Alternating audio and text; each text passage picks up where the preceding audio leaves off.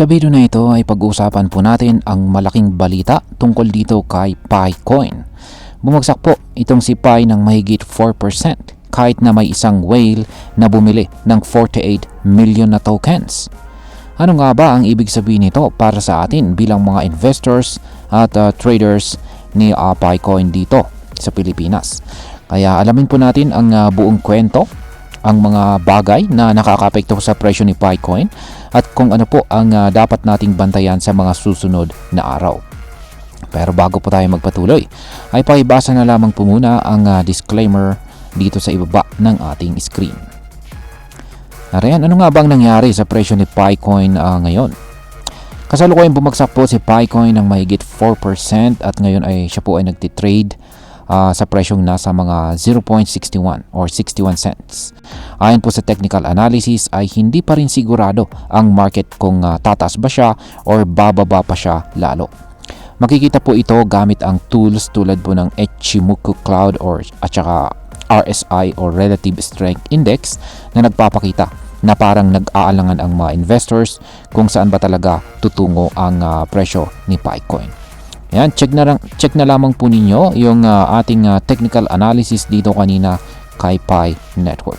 Kasi wala po silang ibinahagi rito na chart nitong si Pi Network. Ayan, our technical analysis chart. Ayan, ang kasulukuyang galaw po ng presyo ni PiCoin ngayon ay siya po ay nagsa-sideways or nagko-consolidate. Ibig sabihin ay hindi po siya umaakyat pero hindi rin siya bumabagsak ng tuluyan. Ayan, nakapagitna po siya ngayon sa resistance level ng 0.68 at saka support level na nasa 0.617. Kaya kung mabasag po ni PiCoin ang resistance na nakapwesto po sa presyong 0.706, possible po siyang tumaas ng mabilis hanggang 10% ayon po sa mga chart. Pero kahit may posibilidad po na tumaas, hindi po natin pwedeng baliwalain na halos 80% na ang kanyang ay binagsak mula sa pinakamataas niyang presyo ngayong taon. Dahil ito ay isa po siya sa mga may pinakamalaking bagsak na crypto asset sa buong crypto market ngayon. Ngayon is yung pinagkakaguluhan po ngayon is yung whale na bumili ng 48 million na PiCoins. Kaya yan, ito po yung nakaka-intriga dito. Isang bagong wallet na tinatawag pong GASW na bagong gawa lamang nitong March 6, 2025 ay ginamit ito para bumili ng 48 million na PiCoins. At ang mas nakakagulat dito ay lahat po ng coins na ito ay hindi nakalock. Ibig sabihin ay pwede po itong galawin or ibenta kahit kailan or kahit anumang oras ng nagmamay-ari nito. Kaya ang ganitong kalaking pagbili ay kadalasang ginagawa ng malalaking players tulad po ng kumpanya, institutions o kahit isa pang gobyerno.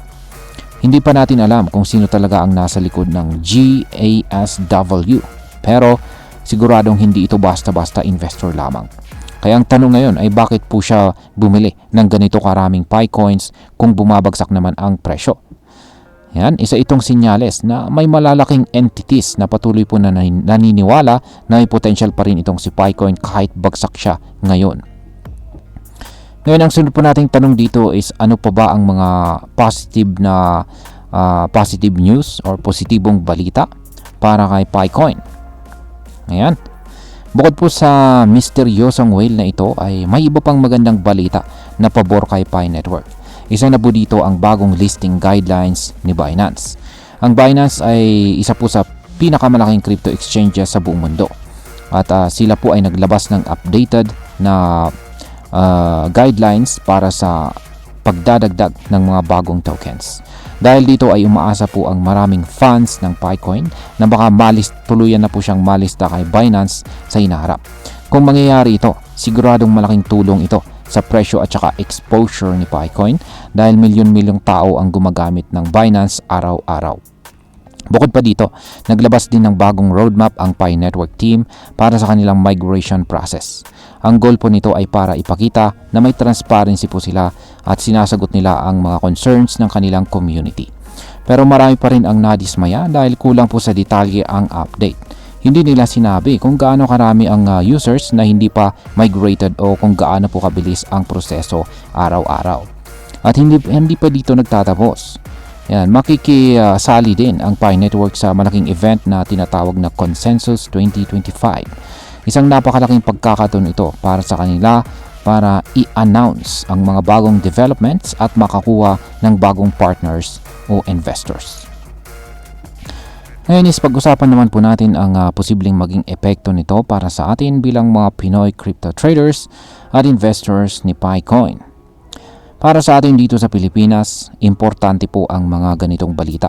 Una, kailangan po natin na maging maingat dahil kahit may malaking whale na bumili, hindi ibig sabihin nito na automatic na tataas agad ang presyo ni PiCoin.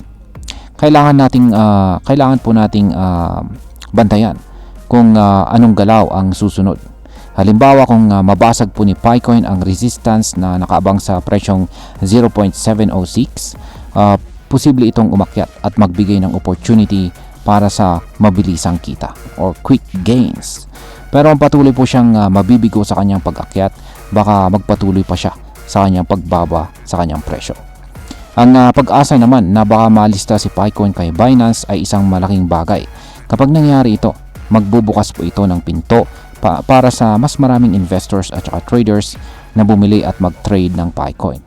Pero hanggang hindi pa ito nangyayari, dapat po nating alalahanin na puro speculation pa lamang ang lahat ng ito. Bilang mga Pinoy traders at investors, kailangan po natin maging matalino sa pag-manage ng ating risk.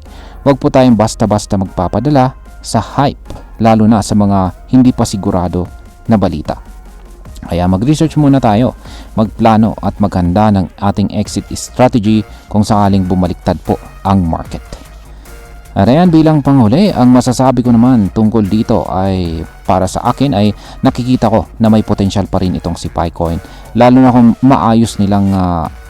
maayos po nilang maipapakita ang developments nila sa Consensus 2025. Ang pagbili ng isang malaking whale naman ay isang magandang indikasyon na may mga malalaking tao or patuloy na may malalaking tao o grupo na interesado pa rin dito kay Pi Network. Pero hindi natin pwedeng ipagsawalang bahala ang katotohanan na bumaba po si PiCoin ng halos 80%. Ibig sabihin nito ay marami ang nawalan ng tiwala o hindi satisfied sa progress ni Pi Network. Ngayon is kung gusto mong pumasok or mag-invest dito kay PiCoin ngayon, isipin mo po itong mabuti. Maganda ba kung maglaan po tayo ng maliit na parte ng ating portfolio dito? Ayan. Maliban po dyan ay lagi po nating tandaan ang kasabihan natin dito sa crypto na invest only what you can afford to lose. Yan, hanggang dito na lamang po tayo sa video na ito mga ka-crypto. Marami pong salamat sa panonood. Ingat po tayo lagi at God bless po sa ating lahat.